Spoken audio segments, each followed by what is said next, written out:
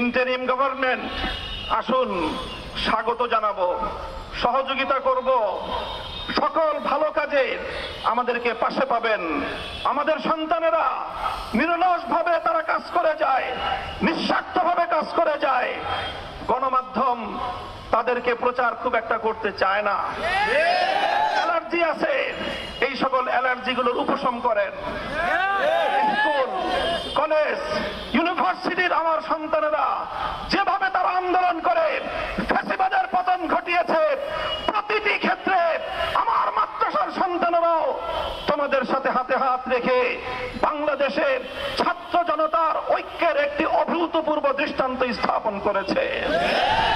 রাজপথে আন্দোলনরত আমার সন্তানেরা যখন সংগ্রাম করেছে, সংগ্রামের সময় বুকের রক্ত দিয়েছে, নামাজের সময় হয়ে গেলে আল্লাহু আকবার, আশহাদু আন্না মুহাম্মাদুর রাসূলুল্লাহ আযান দিয়ে রাজপথে জামাতের সাথে নামাজ আদায় করে স্পষ্ট বার্তা তারা দিয়ে দিয়েছে, বাংলাদেশে নাস্তিকবাদের কোনো ঠাঁই হবে না, হতে পারে না। চলমান বৈষম্য বিরোধী এই আন্দোলনকে, এই সংগ্রামকে যদি কেউ নাস্তিকবাদ প্রতিষ্ঠার হাতিয়ার হিসেবে ব্যবহার করতে চায়, সে হাত আমরা ভেঙে গড়িয়ে দেব।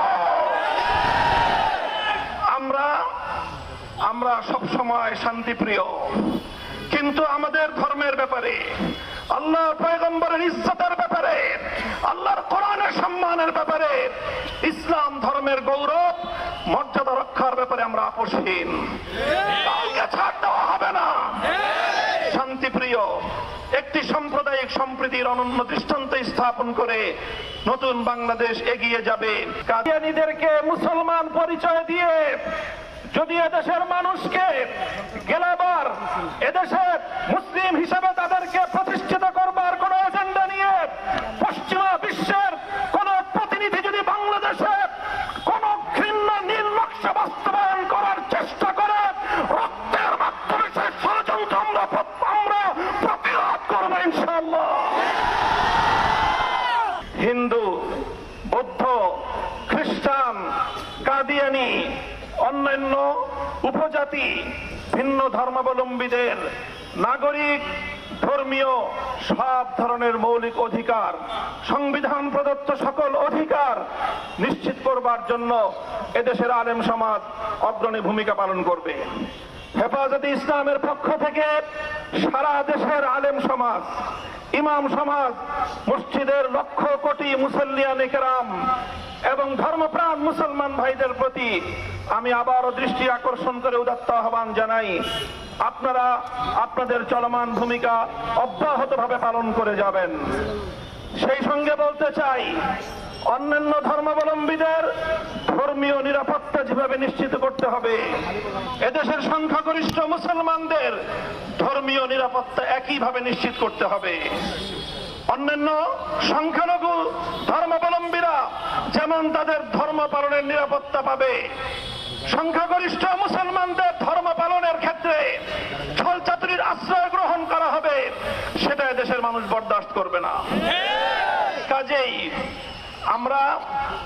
আমি এক কথাই আজকে বলছি, কাদিয়ানীদের প্রসঙ্গ বিশেষভাবে বলছি, তাদেরকে উচ্ছেদ করা, তাদেরকে কোনোভাবে ঘায়েল করা, তাদের জানমালের নিরাপত্তা বিঘ্নিত করা, তাদের ব্যবসা বাণিজ্য প্রতিষ্ঠানে তাদের ব্যবসায়িক অধিকার ক্ষুণ্ণ করা, এটা কোনোদিন আলেম ওলামা, হেফাজতে ইসলাম, ধর্মপ্রাণ মুসলমানদের কাম্য নয়।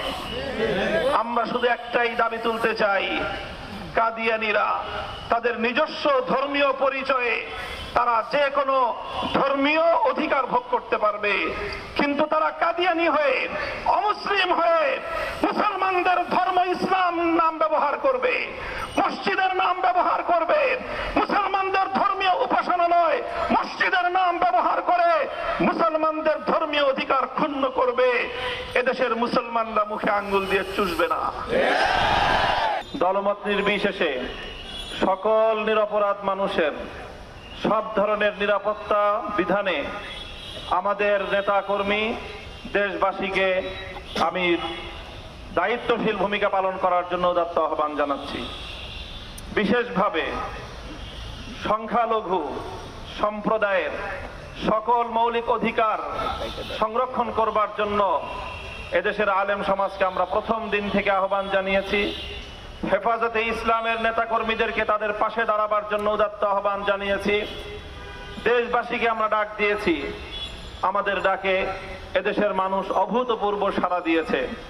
বিশ্ব গণমাধ্যমে বাংলাদেশের আলেম সমাজ, ইসলাম প্রিয় জনতার সাম্প্রদায়িক সম্প্রীতি প্রতিষ্ঠার ক্ষেত্রে বর্তমান সময়ের ভূমিকা সারা পৃথিবী জুড়ে বিশ্ব মিডিয়ায় প্রশংসিত।